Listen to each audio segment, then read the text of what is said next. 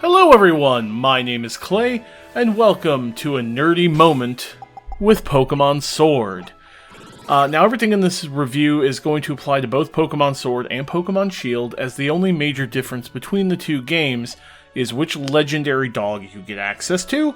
A set of exclusive Pokemon, for example, in Sword you can get a Farfetch'd that evolves to a thing called Surfetch'd, and in Shield you can get a Ponyta that evolves into Rapidash, but it's unique. Also, each game has two gym leaders that are unique to them. For Shield, you have a Ghost and an Ice gym leader, and in Sword you get a Fighting, and I want to say it's Rock. He might be Ground. I think he's Rock, though. I can't remember. They're very similar to me. But beyond that, the two games are identical. So I played Sword. I played for about 36-37 hours. I just finished it last night. I finished both the main game, so I'm the champion of Galar now, and I did the one main post-game quest to get my legendary dog. I finished that last night. So I've basically played through pretty much everything the game has to offer. I haven't done the Battle Tower, but I've never been a Battle Tower fan, so I probably won't do it that much. And I haven't done any of the champion rematches. Once you're a champion, you can go and NPCs will basically challenge you and you can rematch them. So now, I want to say right out the gate, this game has some issues. Okay? This game is not perfect by far. There are problems here. Actual technical problems. We're not talking about the Dexit nonsense. Although for a lot of people that is a problem. But it is not a technical problem. So, for those of you who are unaware, Pokemon at the end of the 3DS generation, so Ultra Sun, Ultra Moon, it had a Pokedex of about 800 and some odd Pokemon. That's a lot of Pokemon, and they always add new ones with every region. So, when they created Sword and Shield, they cut the total size of your dex down by half. So now the maximum is something like 400 and something. Like 415 or so, and for a lot of people this is something that bothers them in a significant way because a lot of their favorites aren't there, and I get that. Missing your favorites is painful. It sucks. A couple of my favorites like Bulbasaur, Squirtle, Piplup, a lot of the starters are favorites of mine and they're not in here, so I get the unhappiness of it.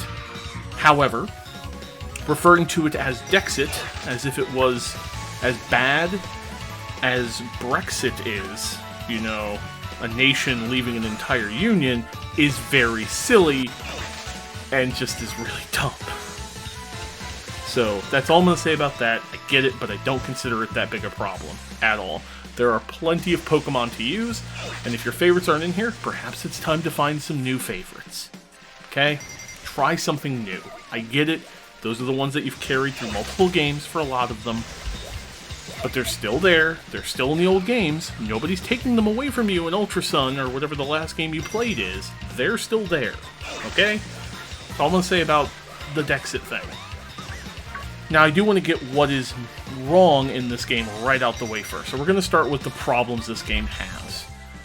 So, first and foremost, the online functionality is kind of messy.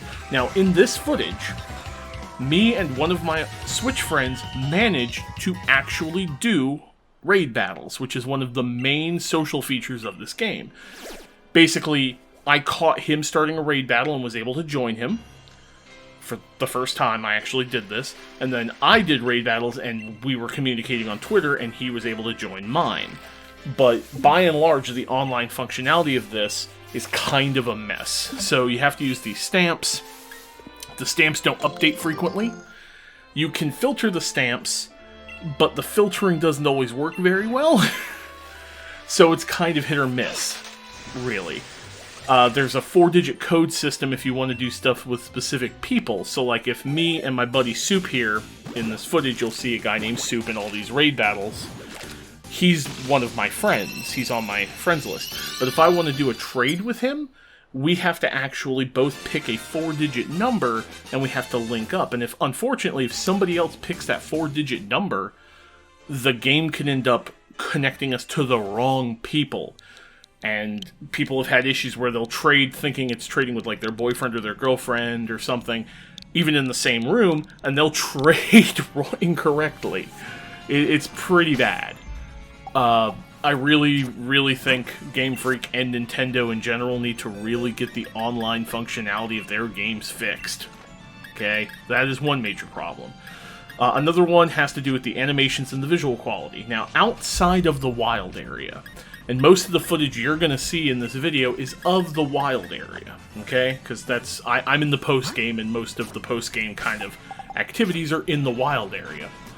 Outside of the wild area, the game still uses its fixed perspective system, so you cannot rotate the camera angle will change on its own.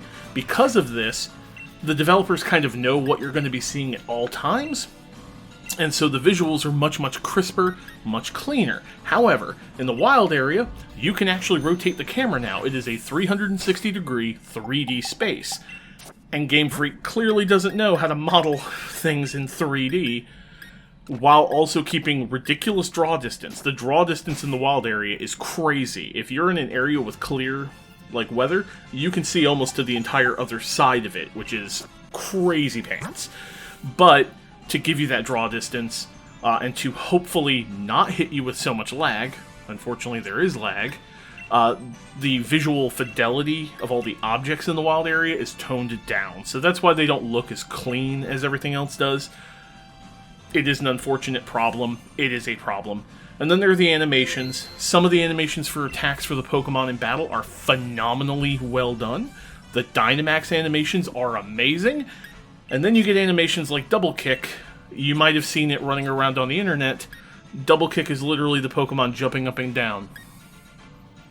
But then you couple that animation up against Scorbunny's unique attack, where they make a soccer ball out of fire, play footsies, bouncing the soccer ball all around them before kicking it into their opponent's face, and you're left going, who was doing the animations here? Because some of them are really good, some of them are really bad, and some of them are confusing. A good example of this is Dubwool, which is Wooloo's evolution. Dubwool gets horns. Dubwool becomes a ram. Big ol' huge horns. Very clearly a ram, big ol' fluffy ram. And Dubwool learns Headbutt. Now, when I say headbutt, and I'm looking at a Pokemon with ram horns, I'm expecting them to hit the enemy with their head. But when Dubwool uses headbutt, Dubwool turns around and horse kicks the enemy. Yeah, it's weird. It's really fucking weird. So some of the animations for attacks are really good, some are really bad, and some are just confusing. It's very, very odd. It at times feels a little rushed. Okay? Also, there's an issue with latency, lag, if you're playing with the online turned on. So you can actually turn on the internet and turn it off. If you're in the wild area and it's turned off, you won't have as much latency issues because the game will not be putting other players in the same space. But when you turn the internet on, other players who are currently exploring the wild area will appear on screen. And something the game doesn't tell you, by the way, is if you run up to one of those players and hit the A button on your controller as if you were going to talk to an NPC, you can actually talk to them, and they will give you items. The game does not explain that this is possible. I found it out by sheer chance. So that's really, really fun, actually, because you can get a lot of food items for cooking curry. So that's a really handy thing. But if there's too many of them on screen, if there's weather effects, you can get some really nasty frame rate drops. Really badly. And there's a lot of weather effects in the wild area. In fact, each zone in the wild area can have completely disparate weather. You can go from a sunny day to snow. They don't try to explain it. It doesn't really make sense. I guess it's the Pokemon are influencing the areas they're in, so... You know, in this particular area, the snow Pokemon decided they wanted to hang out and they caused a blizzard. The weather effects do change what's available in the wild area, though. Now, outside of those problems, I love this game. I've put in 37 hours, and I don't see myself stopping anytime soon. Now, something I want to mention here is the only reason I was even able to play this game were two fans of mine on Twitter actually donated for me to get it at launch. So I want to personally thank Mumfrey999 and Quibi, which was Kwiibi. These two came together, donated some Ko-Fis. ko-fi.com/terminallynerdy. They donated enough Ko-Fis for me to purchase Pokemon Sword on release day, so thank you. I ended up naming my Dubwool after Quibi, and my Corviknight after Mumfree. Unfortunately, Quibi had to go in the thing, because I didn't really need a tank too much. But I kept Corviknight pretty much the whole way, because he's a Flying Steel type, and I frickin' love Steel-type Pokemon. But I love this game. I absolutely adore this game. Everything else outside of those problems is just, you know what, whatever. Because here's the thing. You can beat this game in probably about 25 hours. Honestly, the storyline of this game is incredibly short and incredibly simple. They very much went back to basics with this game.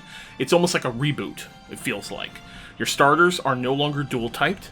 So basically, outside of Red and Blue, every starter ended up having 2 types. So like in...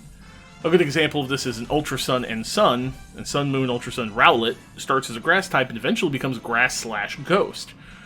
All the games up to this one had this thing where you would end up with a firefighting almost every game. You would end up with, Water Steel for Piplup. It became Penguin or something, I forget the name, and it would become Water Steel. But in this game, again, the starters are Grass, Fire, Water, and that's all they ever are. That's it. It's super basic. They've also made sure that areas have a lot more variety of Pokemon, and you can see the Pokemon visibly in the grass. So you might be walking along and you'll see a Dubwool, you'll see an Onix, you'll see these large, roughly correct-sized Pokemon visibly, so you know what you're going to chase after. But they also still have rustling grass, which will surprise you with Pokemon. Now, there's no innovation here in the combat system. If you've played one Pokemon game, you've played Pokemon. This functionally works the same. The only difference here are the raid battles, where you're fighting super giant Dynamaxed Pokemon. And in a raid battle, you can Dynamax your Pokemon. You can also Dynamax your Pokemon in the gym leader fights. Those are the only times you can do this. And Dynamaxing is honestly kind of fun. Another thing that they don't really bring up until later is Gigantamaxing, which certain Pokemon will have a variant form when you Dynamax them. And in order to get these, you either have to catch them from the raid battles, or get them traded to you. And then you can also get a Pikachu, an Eevee, and a Meowth, depending on certain conditions. So like the Meowth is a surprise gift, only for a certain period of time, so depending on when you watch this video, you may not be able to get the Meowth that can Gigantamax.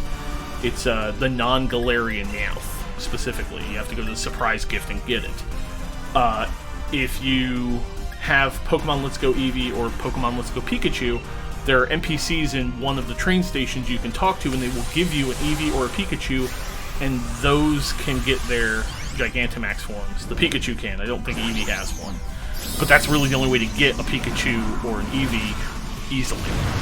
I do have an Eevee. I got it in a trade. I'm not sure where that person got it. And I don't think I have a Pikachu. I need to get one. Yeah. So, I mean, gameplay-wise, it's pretty much the same. There's a lot of quality of life improvements, though. You can access your box from anywhere. You don't have to go to the Pokemon Centers anymore. Every Pokemon Center now has a guy who does name rating, move forgetting, and move remembering, which is fantastic. You can fast travel very early on through a flight system.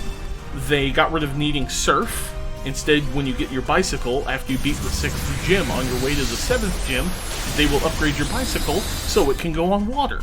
You don't need HM slaves anymore, which is great. You can get the catching charm very early, so your catch rate goes up. You can get a breeding charm after you beat the game, which I need to go do, from the same guy who gave you the catching charm. Shining hunting actually has a way to permanently increase your chances to get shinies and to chain shinies. So if you want a shiny hunt, you can actually mathematically increase your chances of doing this. There's a camping system, which is phenomenally fun. The camping system, you can camp anywhere, by the way. The game does not tell you this until later. You can camp anywhere. I even camped by accident in the locker room during the Champion Cup, which was funny. And the camping system is really handy because it's essentially a portable Pokemon Center.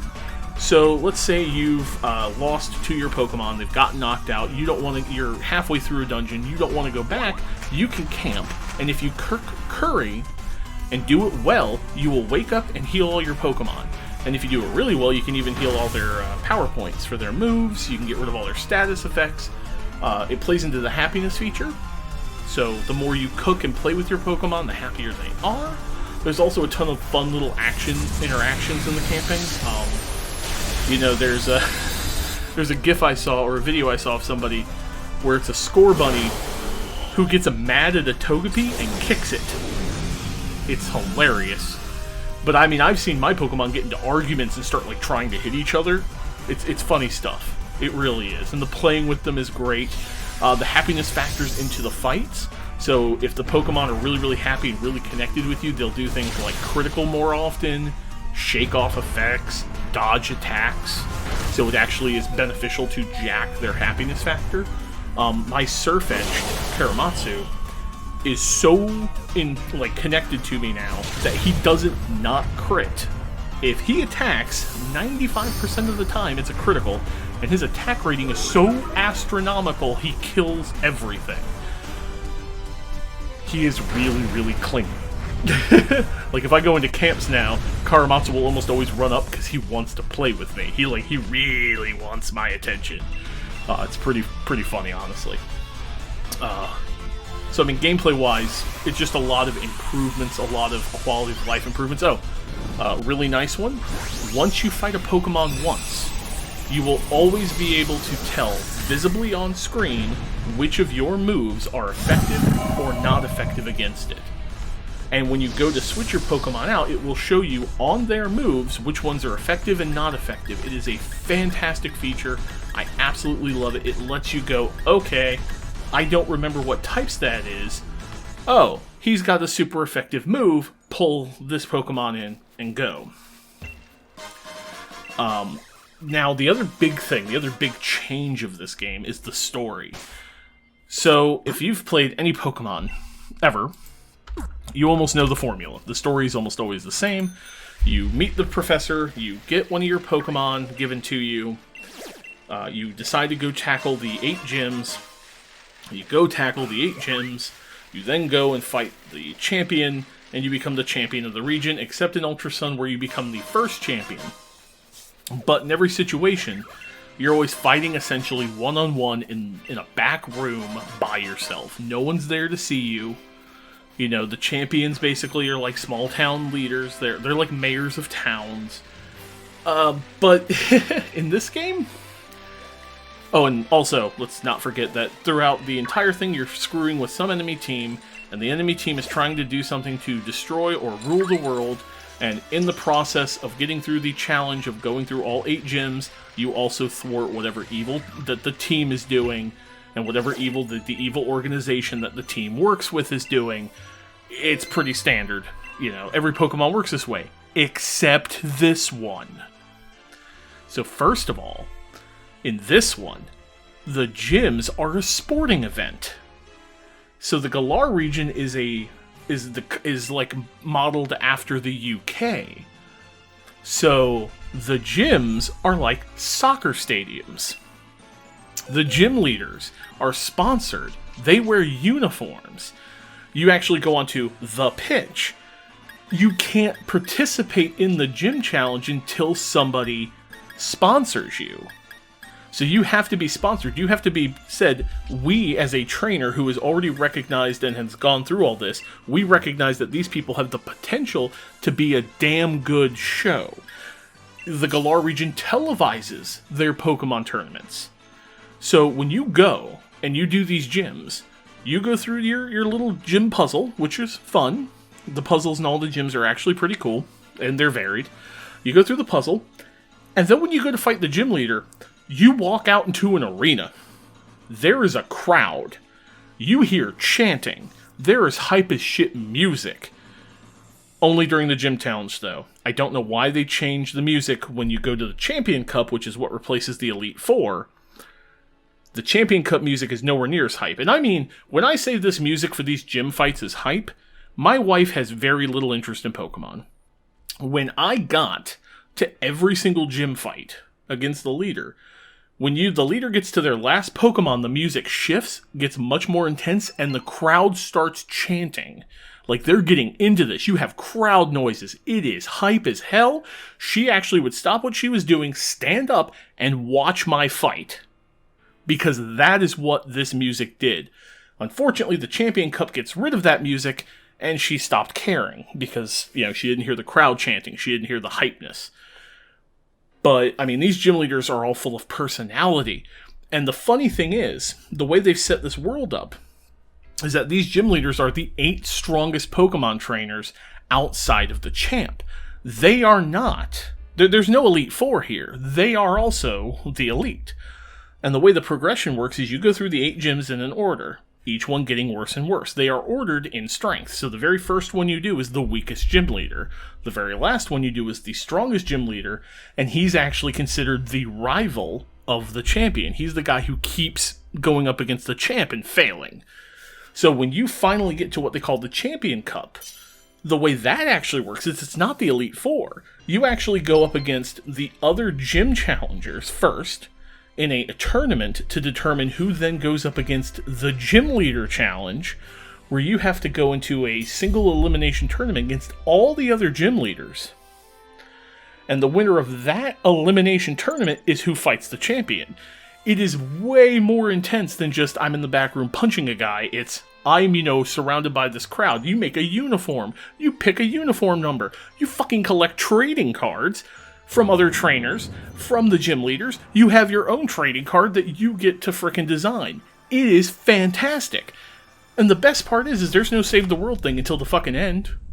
It never comes up. In fact, every time something kind of scary comes up, because they're hinting throughout the game that somebody's doing something, but you don't know who, every time it happens, they tell you, nah, son, we're the adults, we got this, you go do the gym challenge. And you do. You just ignore it. You're like, alright, you guys go figure out what the fuck made that huge noise. I'm gonna go over here and go kick the crap out of the dark gym. It's great. When you finally do it, you actually help them. It's wonderful. I love it. I love every single one of the gym leaders I got to do, because they all have great personalities. They're all fun to talk to. I mean, they all have different stances when they're, fighting against them. They all clearly show their character. It's great. The writing is okay. He uses a lot of British slang and stuff, so it feels British. But it's fantastic. Everything about this game is great. And the post-game storyline, you have to go through and you have to help all the gym leaders that you just kick their asses. And it's great, because they're all like, hey, it's the champ, what's up, man? Yeah, come help me deal with this problem. And you go help them, and it's just a lot of really good interactions. Hop, which originally wasn't sold on, because he's kind of annoying at the beginning, by the end of the game, he does improve, and he grows, and he stops being a complete annoyance. So, that's the thing. One thing I do miss, though, is there's no voice acting. I would have loved voice acting. It is 2019 Nintendo. Game Freak, give me some fucking voice acting. Come on now. Because there's one spot where the fire gym leader, he wants to send you off with this badass chant, and it's just in text. Give me some voice acting. Let me hear what Kabu was trying to tell me. Overall, Pokemon Sword and Shield is definitely a soft reboot, and it is a fantastic entry in this series. It's honestly my favorite at this point. I love the fact that the enemy team, they're soccer hooligans. That's all they are. Seriously, Team Yell, when you meet them, you're like, oh great, here's my Team Rocket. But no, all Team Yell is they're obsessed with one of the gym challengers named Marnie. They're her personal fan club. That's it! That's all they are! They're screwing with you because they want her to win! That's it! They're not trying to take over the world. They're not trying to steal everyone's Pokemon. They're actually fairly friendly. They're just really hyped soccer hooligans. It's really goofy. I was like, okay, Team Yell, I get you. You fans of her. I'm gonna kick your ass, but it's cool. It's cool. Like seriously, everything about this game is just a ton of fun. And while I've played it for 36 hours, I could have beaten it in 25, like I said, but I've spent about 10 to 15 hours in the wild area doing raids, breeding Pokemon, which I almost never do, doing the race to get the watts, to do all this different stuff because it's fun. Sure, the online is frustrating. Yes, missing half the decks is sad, but at some point they had to reset it anyway. Because, again, I feel this is a new entry on a new system, and it's essentially a reset. This is the way we're doing things now. And, you know, I think this is a good enough entry, honestly, overall. I definitely think it's worth the money. I think if you're a Pokemon fan, you should give this a try. It does enough different in a lot of ways to make it feel fresh, but it still has that same charm. You're still collecting your little friends, battling them, and having a great time. And I've got new favorites now. My big favorite is Toxtricity, which I've named Benatar because she is awesome and dominates everything. And I've also got a Golisopod. He's hype. So anyway, I want to thank you for sticking with me. I know I tried to keep these videos short, but there's a lot to go over in Pokemon Sword and Shield, and I wanted to touch on as much of it as I could. So anyway, if you like what I'm doing, feel free to hit the like button, subscribe to my channel for more videos, more reviews. I want to go ahead and thank again Quibi and Mumfrey for getting this game for me. It was fantastic. I am not anywhere near done with it. Plenty more raids to do. There's a max raid Snorlax thing starting soon. I want to do that so I can get the cool Gigantamax Snorlax with trees on his belly. I don't know when that'll happen. So, visit me on Patreon, patreon.com/terminallynerdy. Visit me on Twitter, twitter.com/terminallynerdy. And hey, I'll see you guys on the next one. Girls, everybody, folks. Catch you later. Hey there, I just want to say thank you for watching this video, and a special thank you to all my patrons who are listed over there on the right hand of the screen. If you want to get your name in those credits, feel free to check it out at patreon.com/terminallynerdy. And hey, be kind to each other and stay nerdy. Thanks.